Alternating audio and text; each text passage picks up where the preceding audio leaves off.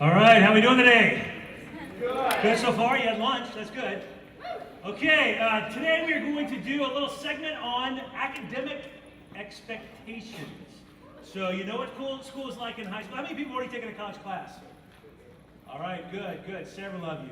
Well, today we're going to talk about how this class in particular is going to run, and about college classes in general. Some of the things that are the same, some of the things that are different, some of the things that are really good, and some of the things you want to watch out for. Okay? We're going to start with a quick clip, and hopefully it'll give you some new perspective. All right.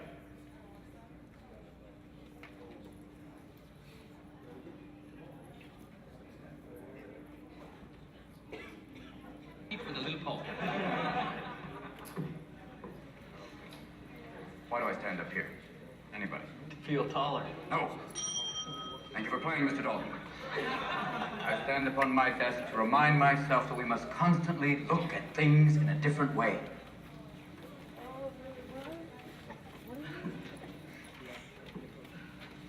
See, the world looks very different from up here. You don't believe me? Come see for yourselves. Come on. Come on. Just when you think you know something, you have to look at it in another way. Even though it may seem silly or wrong, you must try. Now, when you read, don't just consider what the author thinks. Consider what you think. Boys, you must strive to find your own voice. Because the longer you wait to begin, the less likely you are to find it at all. Thoreau said most men lead lives of quiet desperation. Don't be resigned to that. Break out. Don't just walk off the edge like lemmings. Look around you. There you go, Mr. Christie. Thank you. Yes. Dare to strike out and find new ground. Now, in addition to your essays, I would like you to compose a poem of your own, an original work.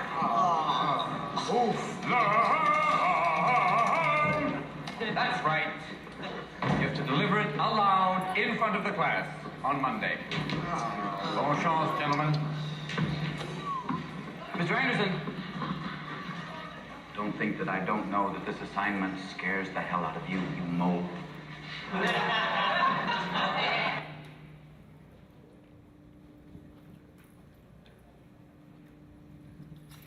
All right, well, first thing we're going to talk about is a little bit about the class you're enrolled in. You may be wondering why you're here, what this is about, how does this work as far as college credit is concerned, why is this required. The most important things you need to know is this is required. It's considered as part of your orientation class. You have two things going on that are tied together for points.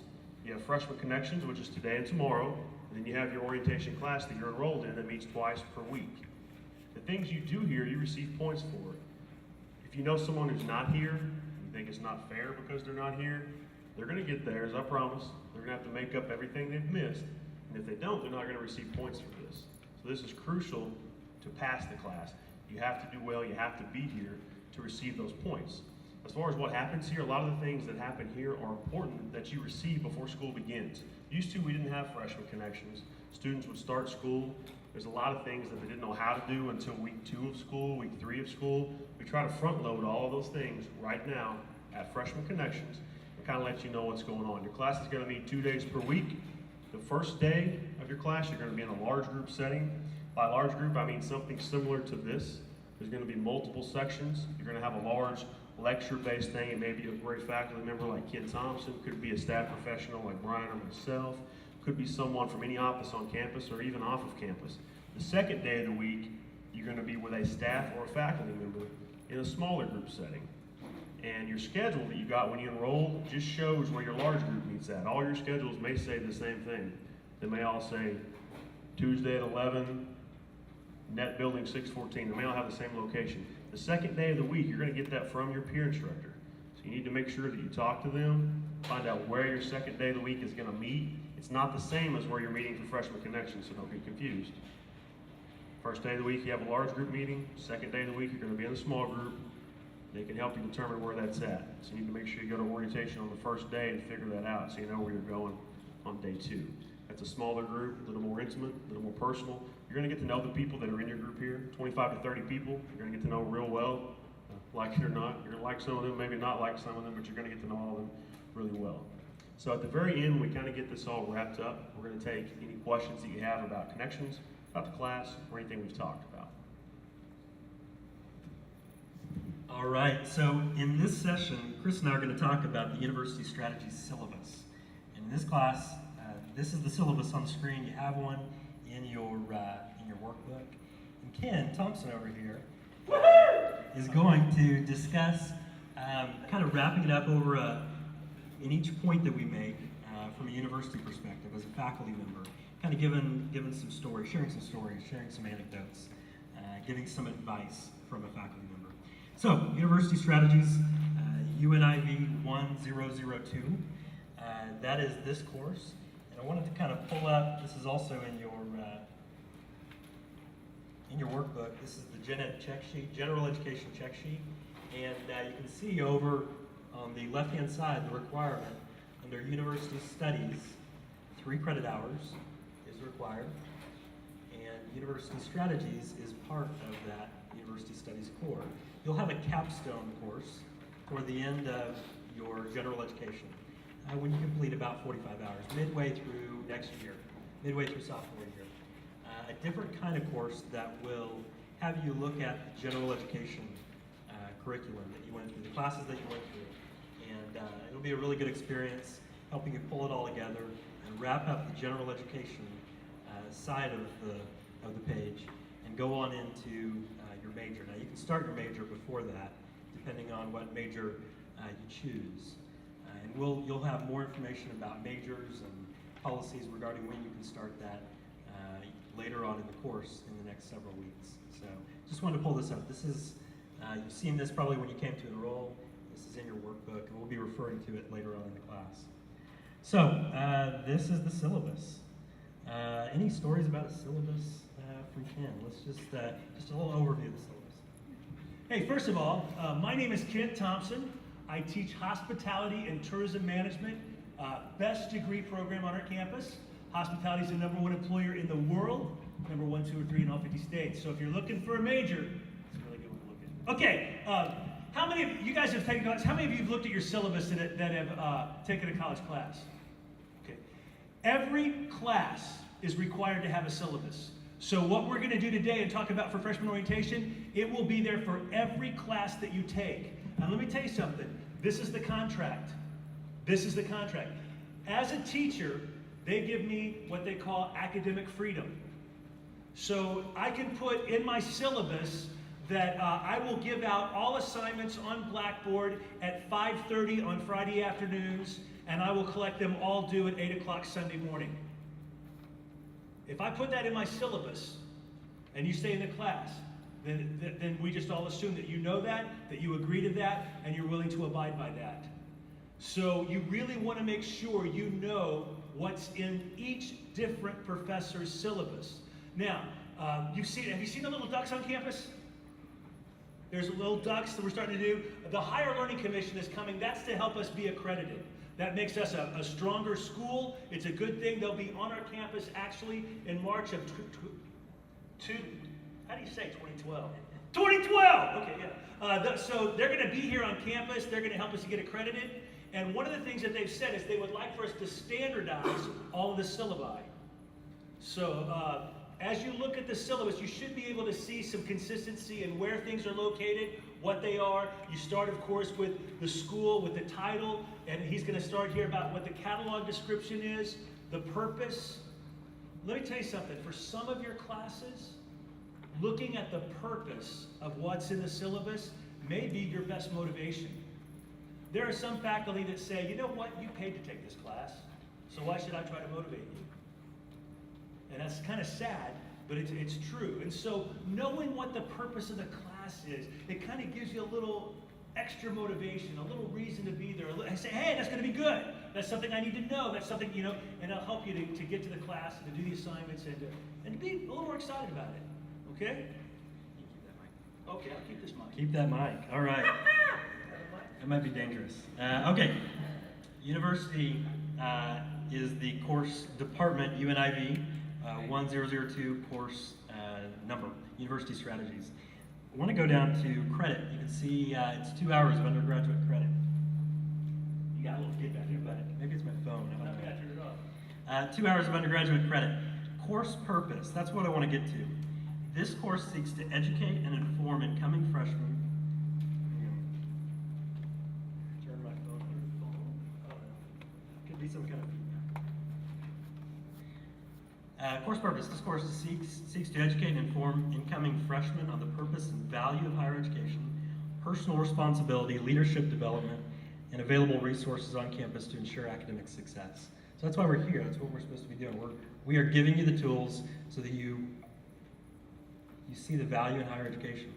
And that's kind of, that can be a really hard thing for a lot of students to really know why they're here and what the purpose is in getting a higher education. It's not just to get a job or to make a lot of money later on.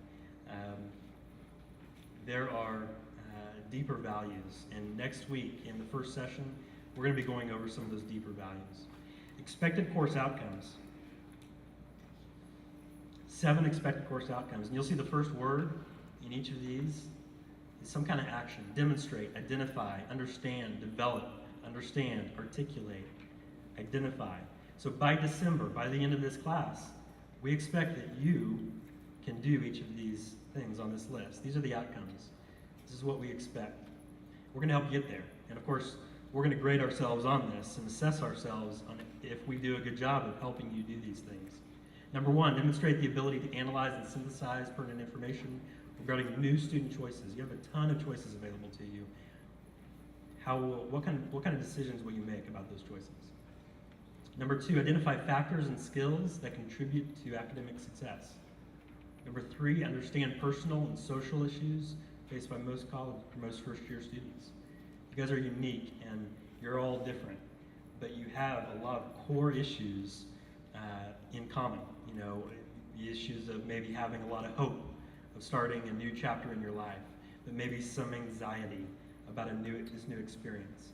Maybe some of you might not have a lot of connections so far, so a lot of you have all that together. So we're going to be helping you work those issues out. Develop supportive relationships with peers and university personnel. So that's why we group you. We don't have you just as this one large section of 1,200, and you're just in the whole 2-day experience just with that group. We have you broken up by section so you get to know one another. Making connections is important.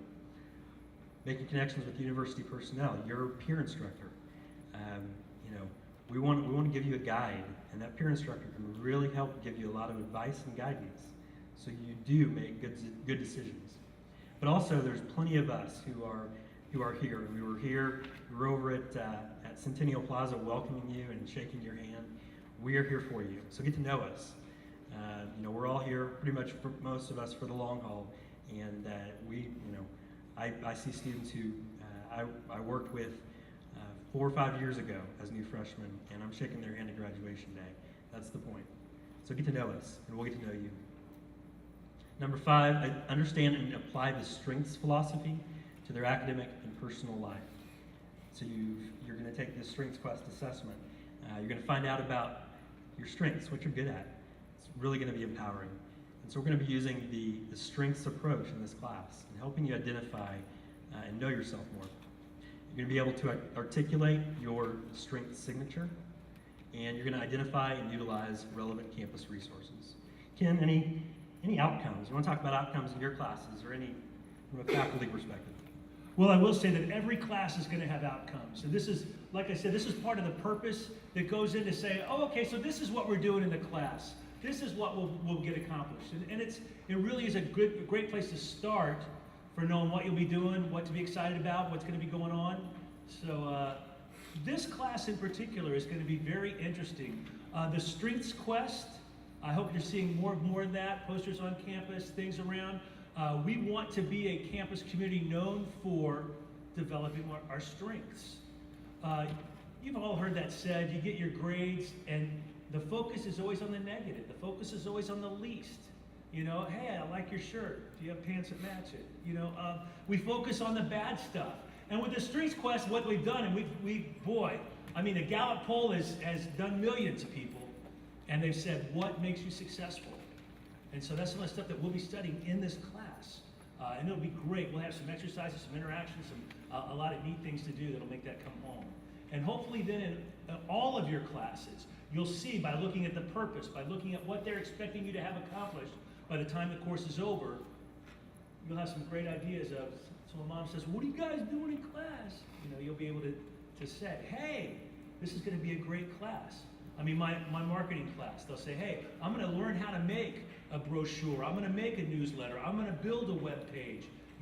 They'll see that in my expected outcomes. It's a good spark. All right, Chris Adney's going to come talk about some further areas, communication and expectations. Quick trivial question. How many of you guys had a syllabus in a high school class? Okay. If you have more than one syllabus, how do you refer to that? Are you sure? Can you spell it? Not brave enough, are you? How do you say it? Syllabi. Syllabi. Anybody know that? It's like if you have two dice, you have a pair of die. There's a lot of words that change when they're plural. Don't walk up to your instructor and say, well, I got my syllabuses from my other classes. I need my syllabus for this class, because they may look at you kind of funny. If you have more than one syllabus, syllabi. So you can write that down in case you forget.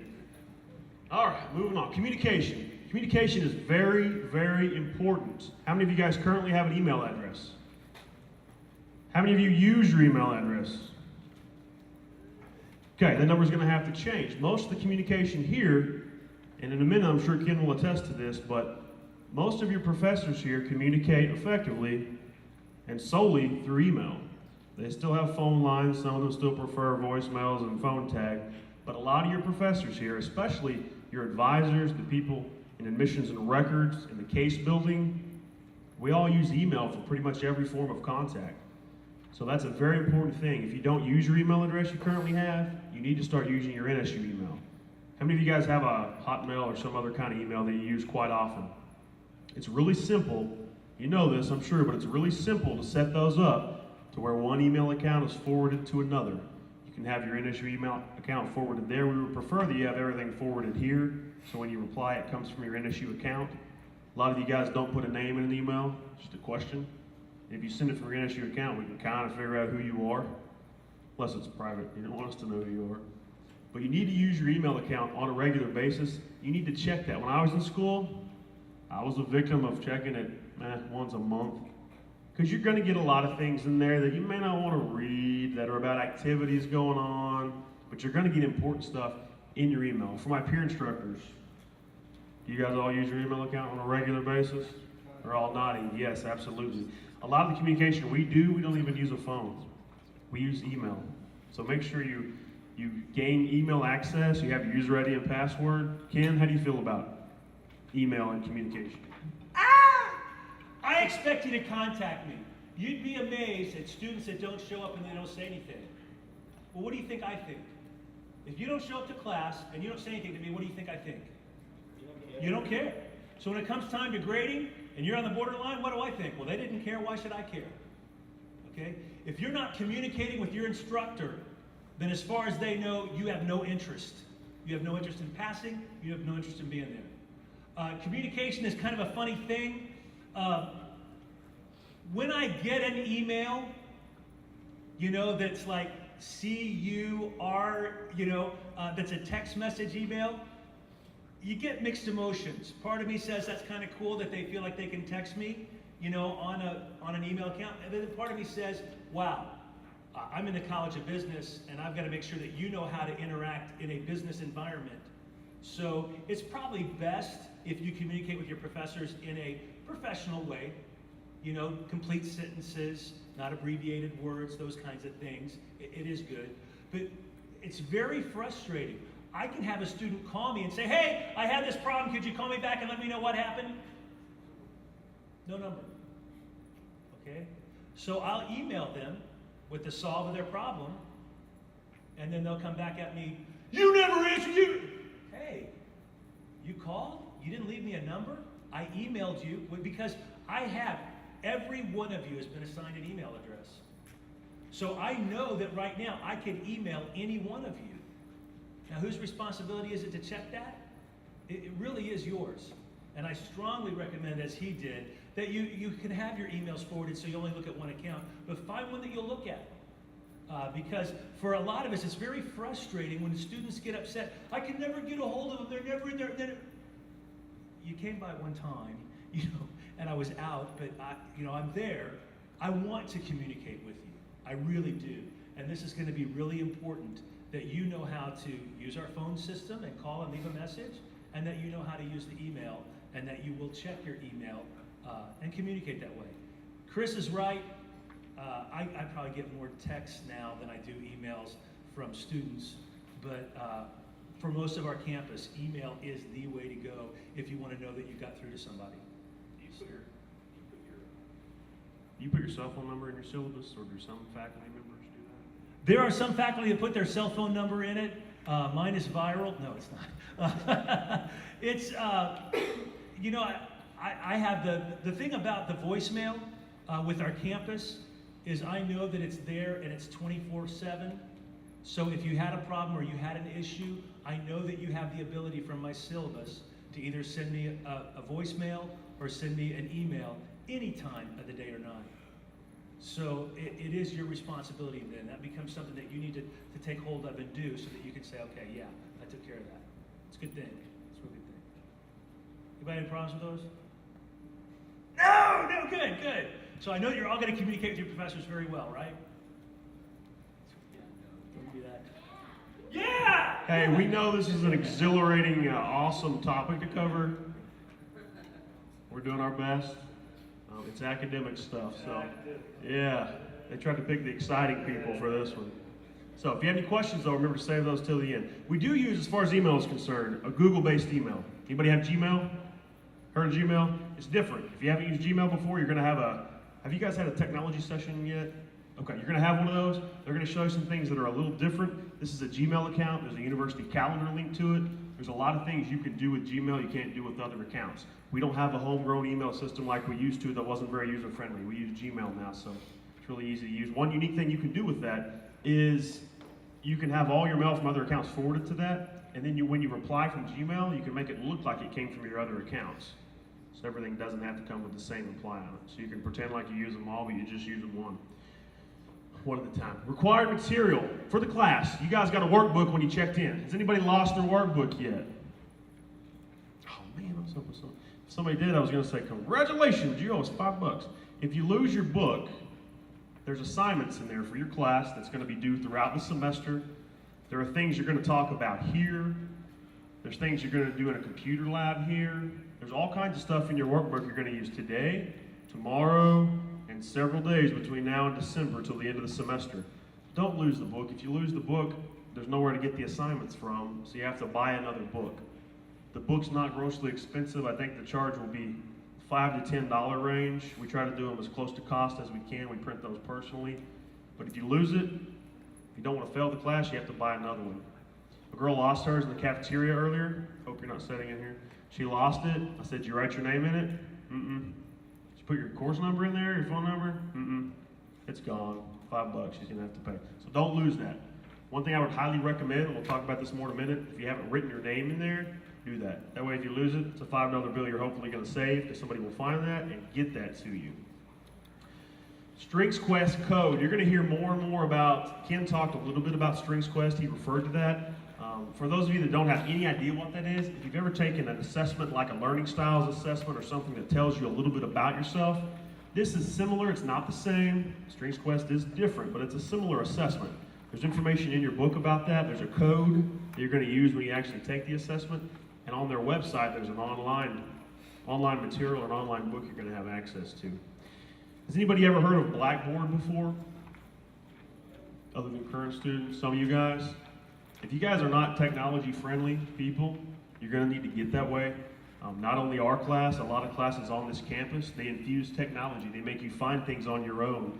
For some reason, people aren't into killing trees as much as they used to be. They're all about putting things out there electronically so you can locate them. In our class, we're going to use Blackboard. Blackboard is something that's on our website. It's a portal of sorts that allows us to put things out there that you can access.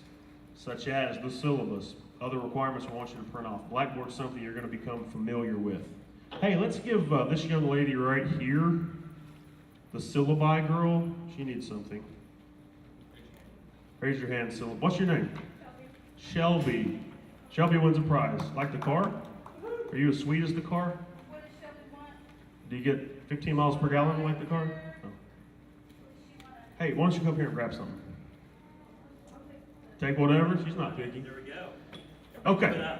So keep in mind, you're going to have to be technical. Let's give her a hand. Good job.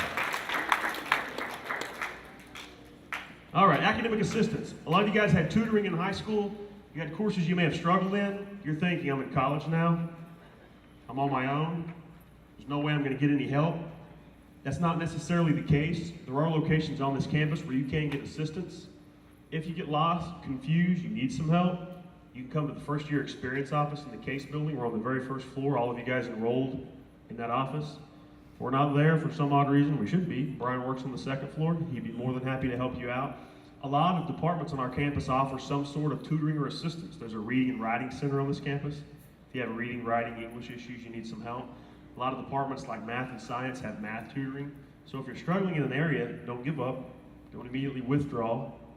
Don't assume an F in the class. If you're struggling, seek assistance. Not every subject has tutoring, but a lot do. So if you struggle, let us know. We'll try to get you some help if at all possible.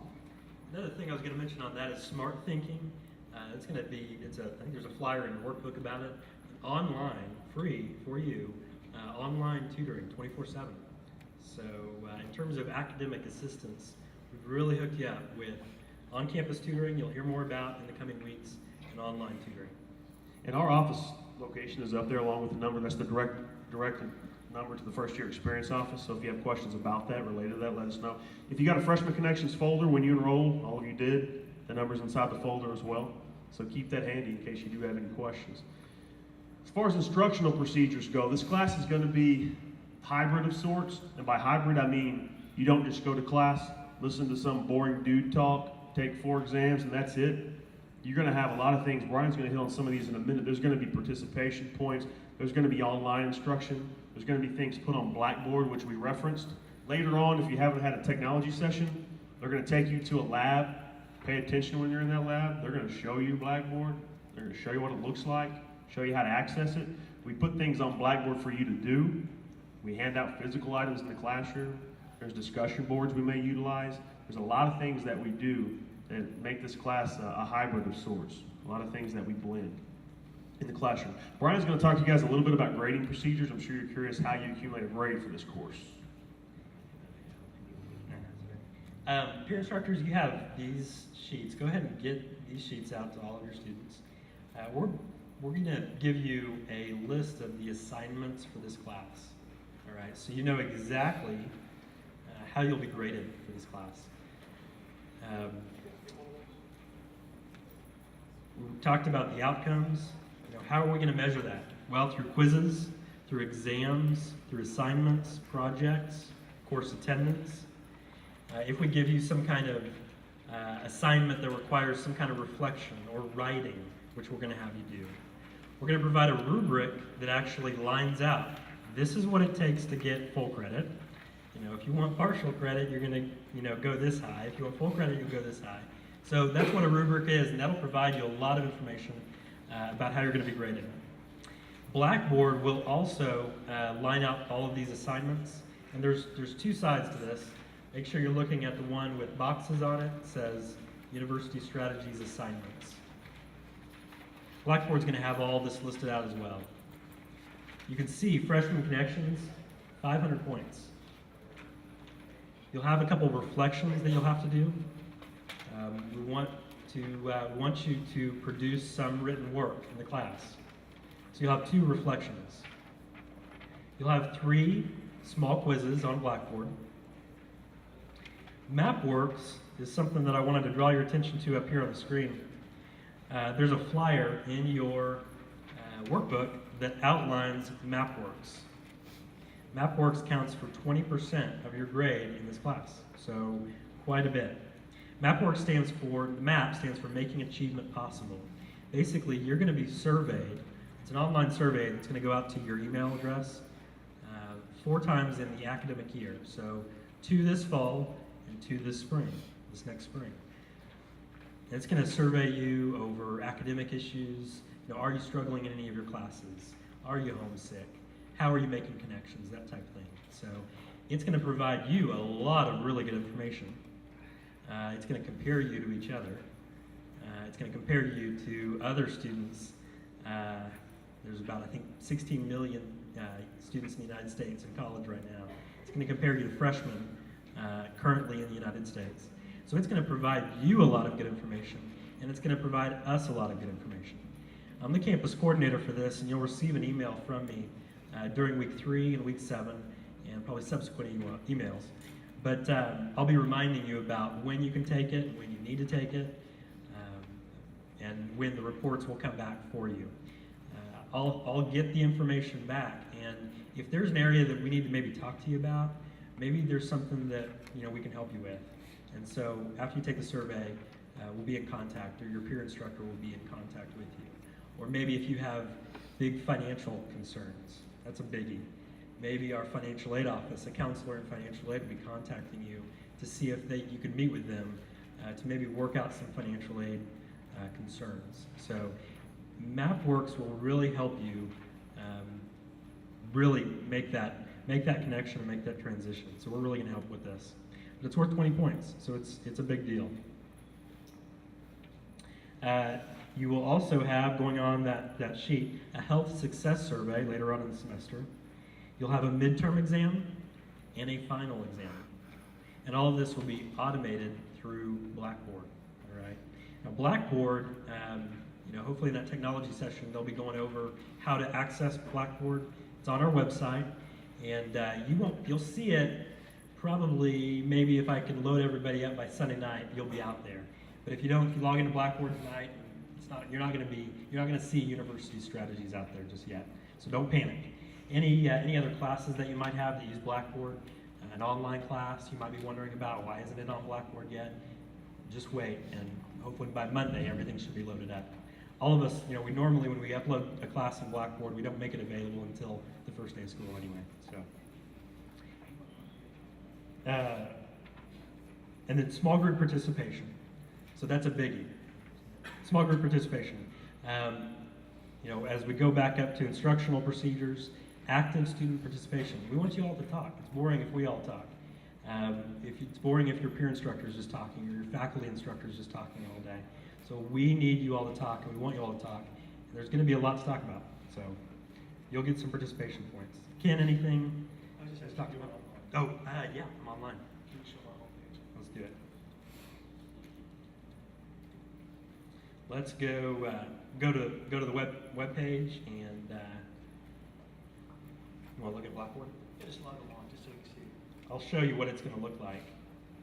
Got all my different tabs here. Facebook's on there, of course. Facebook. You want to make sure you Facebook Ryan early on. Right, that's right.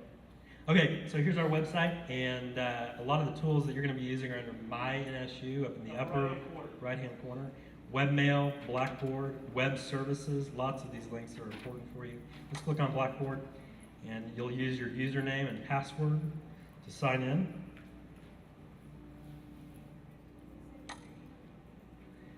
Username, yes, the first part. yeah. And you'll see something that looks like this. It'll say University Strategies, and it'll look something like that. I'll jazz it up with some pictures this weekend and stuff. So you'll see it out there. And there'll be different information out here about course information, staff information, assignments, exams. It'll all be out there. And then what I want to point out, the interesting thing under courses, I use Blackboard in all my classes, whether they're online or not. I use Blackboard. One of the main reasons I use it is because I can post articles, assignments for people to read, and I know they're out there. But then I definitely use the grades because I can post your grade and you can go look at it, and I'm not posting it up somewhere for anyone else to see. The only one who can see your grade is you when you're logged into Blackboard. So it's a great privacy issue for me, kind of saves a lot, and so it's very easy for me to use. So more and more professors are beginning to use it, and you won't know if your professor's using it or not until you log in and you look and see, oh hey, that's one of my classes. and you can click and he'll be putting stuff out there. It's under My Courses and courses in which you are enrolled. You would see your courses. And don't be confused by this. Just because it says courses in which you are enrolled doesn't mean enrolled in the university. It means enrolled in the Blackboard program. Online classes are in Blackboard, and this class is in Blackboard. Other classes might be in Blackboard, but not all of your classes necessarily will be in Blackboard. Web Services is the tool where you go to make sure what you're actually enrolled in at the university. Does that make sense? All right. One final thing on this page, the grading scale at the bottom. 1,190 points for this class, and you can see how many points you need for an A, how many points you need for a B, how many points you need for a C. All right? And it's going to take some effort and some work on your part to make a D or an F. That may happen, of course, and we'd encourage you to avoid that. A poor grade in orientation doesn't necessarily reflect well on your behalf on your transcript. So 2 hours of undergraduate credit, an A or a B, will really help your GPA in the first semester. So do well. Late work. Also wanted to hit on that and back to the syllabus. Late work, you can see the statement, assignments not submitted by the due date will result in a 10% deduction. Assignments will not be accepted more than 2 weeks late. So have a plan. You have the list of assignments, and you'll receive the due dates in the near future in your class. Have a plan for how you're going to get all this done, and don't be late on your assignments. All right, Chris is going to come talk about attendance. Yeah, attendance. Who likes to go to class? All right, 2 of you, sweet. 3, counting Heather. Who just raise your hand? Who just raised your hand? Heather, you don't count. Dude, what's your name? Dude, Jason, you want a prize? You can come grab whatever you want. Oh, hey, that's Who remembers this guy's name? Anybody? Not peer instructors. Anybody else? Who said that? Raise your hand. Who said Ken? You want to win another prize? What's his name? You have to give us something now. You don't get a prize. Okay, we're going to continue on. If anybody thinks about it, let me know. We're going to talk about attendance for the course. You were given that coral-colored sheet or orange or sherbet or whatever you want to call this. On one side, it's got assignments. On the other side, it has the attendance policy for your class. Flip it over and take a gander at that. Your faculty members, your staff members, whoever's in charge of your classes, they have the right to establish their own attendance policy. You got to go to class. If you don't go, the teachers have the right, and they will fail you if you don't go to class and do your work. It outlines exactly what you can and can't do in the class as far as absences are concerned. 4, 6, 8, 10. If you miss class 4 times, your class meets 2 days per week. If you miss 4 times, you're going to drop 1 letter grade. So if you've earned 76% in the class and you have a C, and your mom was okay with a C, and you miss 4 times, you're getting a D on your transcript. This class is worth a letter grade. It's not pass-fail. It is an A, B, C, D, or F class. What you really need to consider is your future. If you're screwing around, you don't do well in the class, you make a D, and you apply for a job in my office, am I going to want to hire somebody who made a D in college strategies, freshman orientation, university strategies? Probably not. Kind of funny right now, but it's not funny when you see how many people flunk this class, how many people make D's in orientation. Doesn't bode well for your future. It's worth 2 college credit hours. Kills your GPA. It's the equivalent of like an organic chemistry lab, which is very difficult. Hour-wise, it affects your GPA the same. So it's pretty silly not to do well in this class. A couple of other things that can affect absences. This is up to your instructor's discretion. Some professors do not like cell phones. A lot of you guys have those out right now. In my opinion, it's very disrespectful. Ken, you have any thoughts on that? It's very distracting. It's very distracting. It's hard for the people talking to focus. It's hard for us to think that you're actually paying attention. There are instructors out there who, when you're using a cell phone, they can document you as being absent. They can do what they want. So you might want to fill your instructors out, find out what you can and cannot do in the class, kind of pay attention to that. You're expected to attend every session. If something does come up, if you're deathly ill and you're contagious, we don't want you to come to class, but you need to communicate. As Ken said earlier, we're going to assume the worst if you don't come. We're going to assume that you're at the river or you're having a better time than we are, so it's going to count against you. You need to communicate with us, let us know what's going on, and we'll work with you. You do, however, just get the 3 absences. So if you use 3 of them just playing, vacationing, doing whatever, and you have a funeral come up, we can't help you if you wasted 3 absences and your 4th one's really a personal issue. You get 3 absences basically to utilize when you need to use them. Don't use your absences up front because you're probably going to need them toward the end. So attendance is very important. This attendance policy is not universal to every single course at the university. This is the policy for this class. Teachers can establish their own policies. You'll need to pay attention to that when you come. Some of them just give you 3, period, that's it. They don't care what you're doing those 3 days, you just get the 3. So it's important that you look at that and you kind of understand what's going on and how it works. And it is different for different professors.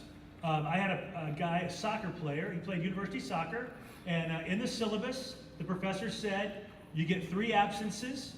After that, I will take off 1 percentage point off your final grade.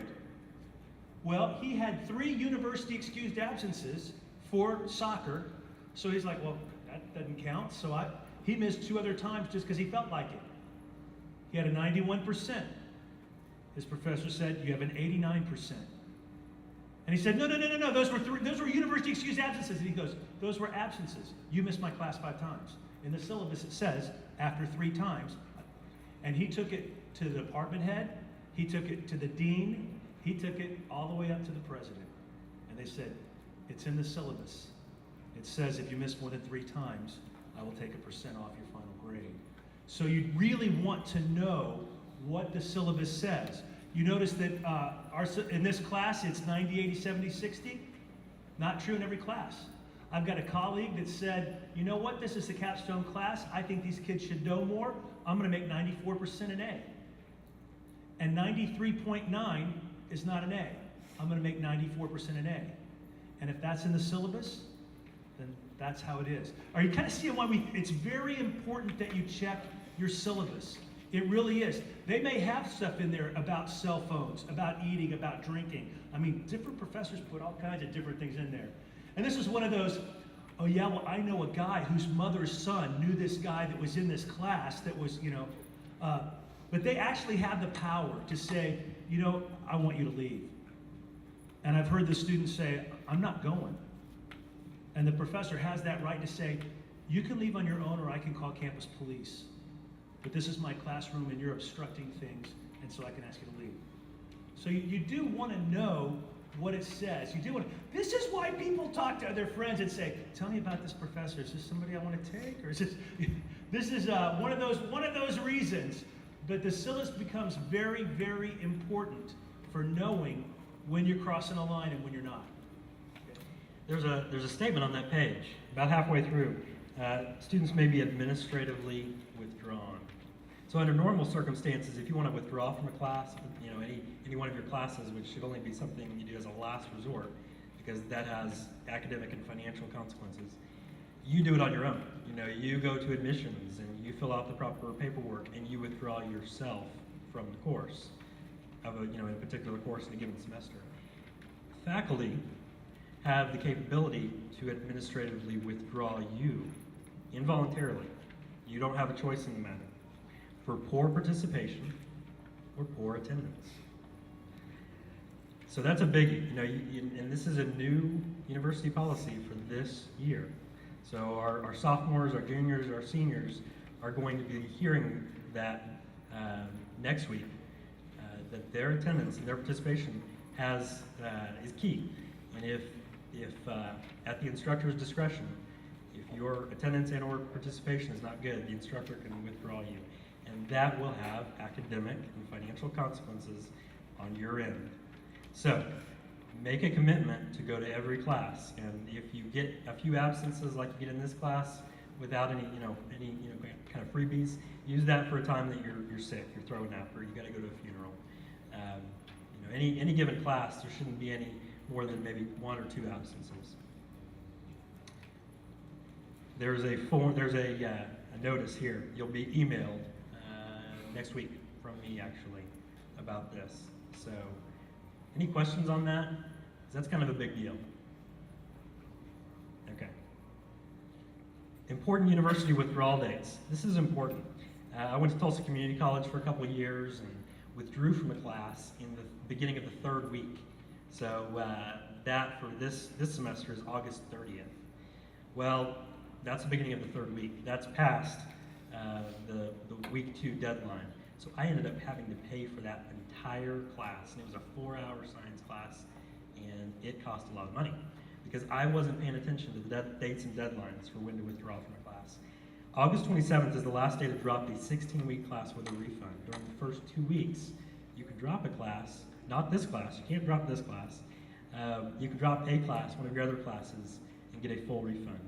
But if you go through that weekend on August 30th, you're paying for that course, or you withdraw after that point and you get a W. And November 4th in November is the last day to withdraw from a 16-week class and get an automatic W. We'll talk more about that at that point, but if you're not doing well in a course, which we hope you avoid at all costs, there are opportunities to avoid an F, avoiding hurting your academic record. And then December 30th is the last day to drop the class, period. You're not guaranteed a W at that point. Ken, any advice on that? I just want to make it clear because you're going to get this from your friends. I was taking 12 hours. I was in this algebra class. I knew I was flunking, but I had to have 12 hours, so I stayed in it. Well, when you get an F in a class, you get 0 hours of credit for it. So not only does it not count toward you having 12 hours for financial aid, but you tanked your GPA.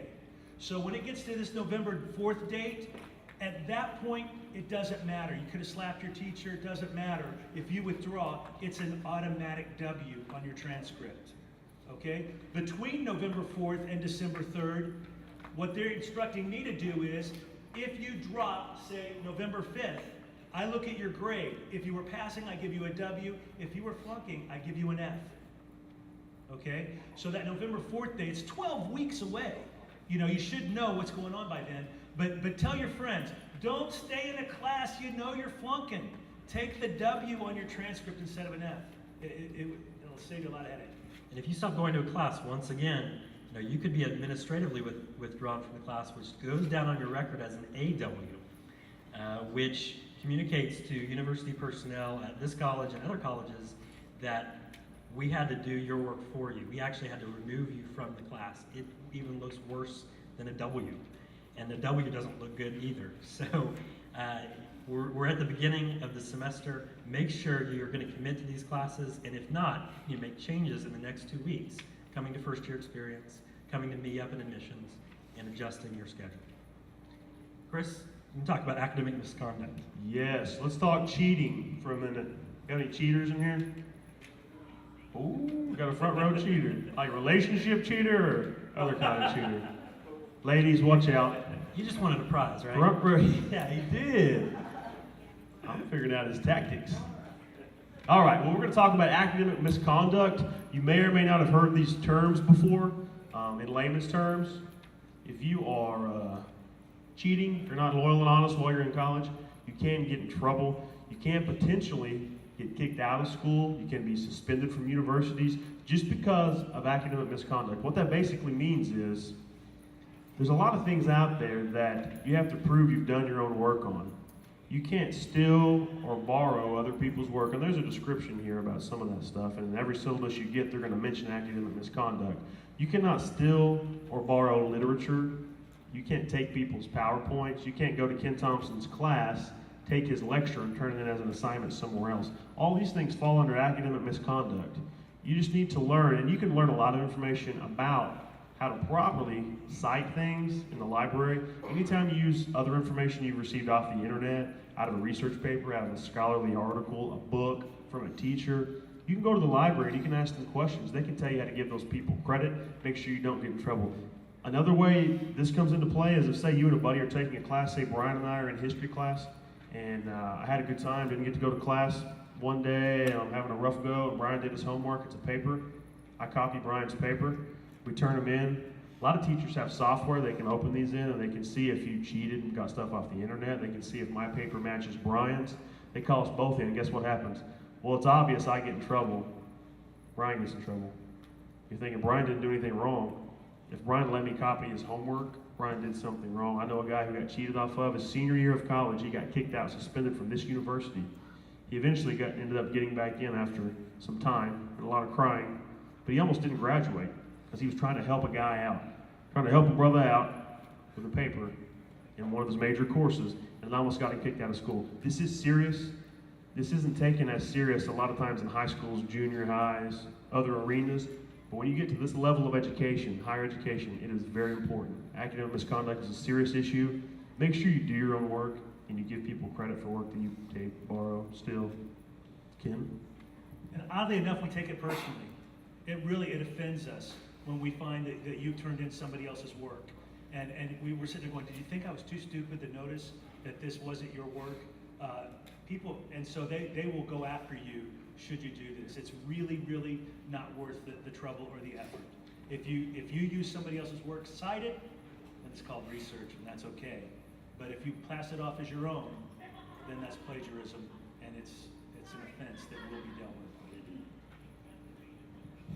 Does anybody remember what subject Ken teaches, real fast? Anybody?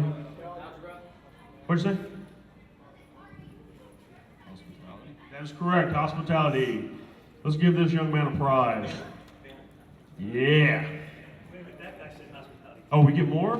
Where's that guy? Can we be honest? If you said hospitality, raise your hand, or are you all gonna raise your hand? No, he was. All right, we're gonna wrap things up here. There's a couple things on the syllabus we need to talk about towards the end. One is ADA compliance. Does anybody know what ADA stands for? No? If anyone in this office has any disability compliance that they need, if they have any type of disability, any physical limitation, and they need help or assistance with that, you can go to the Student Affairs Office, the American Disabilities Act. You ever heard of that? If you have disabilities and you need compliance, you can go to the Student Affairs Office, that's referenced in the paragraph there, in the administration building. If there are accommodations that can be made for you, they can help you with those. In some instances, students can receive extended time on tests. There's other things they can get if they have proved disabilities that can be accommodated. So if you have a disability and need compliance, go to Student Affairs. If you're not sure if your disability can receive compliance, go to Student Affairs and they'll let you know. Inclement weather. In high school, a lot of times if it snows, the bus route gets dangerous, school gets closed. Here that doesn't happen as much. I've been here 10 years between school and work. Campus has been closed maybe 4 times. So it doesn't happen very often, once every couple of years.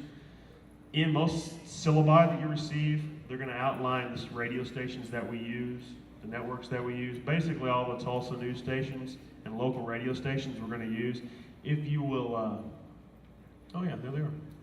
The most reliable thing in most cases is the television. Looking at the news stations, they run them across the bottom just like they do high schools. The website too. Yes, NSU, good call. NSU website. Once again, there's technology playing a role. If you get on our website, you'll have the most up-to-date information on the front. The Teach Act, there's a little bit about that. You can read, it kind of goes with what we talked about earlier. If you're in Ken's class and he has a lot of material in there, you're not supposed to reproduce, borrow, steal that material and use it for other purposes without letting him know or giving people credit. You can read a little bit about that. And release of confidential information. You're an adult now, you're in college. If you've never heard of FERPA before, it's referenced right here. FERPA is federal regulations, basically, that doesn't allow us to release personal information. If someone calls, if I call with the voice that I have and try to get someone to look up Nicole's transcript, they're not going to do it. There's a lot of things we can't do unless the person who's in question is actually there and present. What that means is your friend can't come in and change your schedule. Your friend can't call and ask questions about your account. Your moms don't like this, they get angry, but your mom can't call and ask personal questions about you. Your mom, dad, grandma. We cannot release information. It's against federal regulation because you are an adult. So be prepared to deal with that. If your mom calls and we tell her no, we don't mind telling her no because when we hang up, we don't have to deal with it. You do. So you might talk to her about that. Federal regulations. Privacy is a big deal. We don't want to get sued. We don't want to lose our jobs. We don't want to tell your mom something you don't want her to know. Anything else, Ken? Yeah, from the opening clip, I hope that you will look at classrooms differently. I hope you'll stand on top of the desk. No, not really. But I hope that you will really think about, this is a new perspective, this is a new year, it's a new time in my life. And I've got to take the responsibility. I've got to do my own work, I've got to do my stuff. But you'll get it done. You're going to have a great time here. Thanks for coming, guys.